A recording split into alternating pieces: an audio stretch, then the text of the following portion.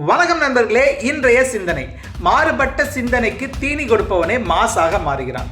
நம்ம சொசைட்டியில் ஒரு இன்ட்ரெஸ்டிங்கான விஷயம் இருக்குங்க.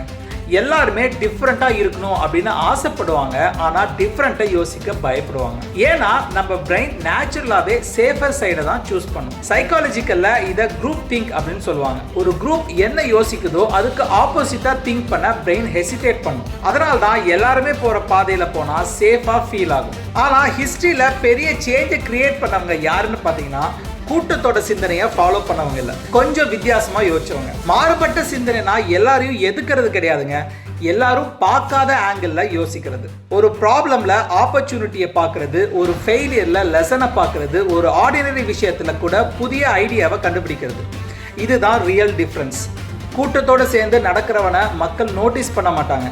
கூட்டத்துக்கு முன்னாடி வேற ஆங்கிள் யோசிக்கிறவனை தான் ஒரு நாள் உலகம் திரும்பி பார்க்கும். இந்த மாதிரி சிந்தனைகளுக்கு நம்ம நிர்ணயிப் சேனலை ஃபாலோ பண்ணுங்க. இந்த வீடியோ உங்களுக்கு பிடிச்சிருந்தனா லைக், ஷேர் அண்ட் கமெண்ட் பண்ணுங்க. தேங்க்யூ.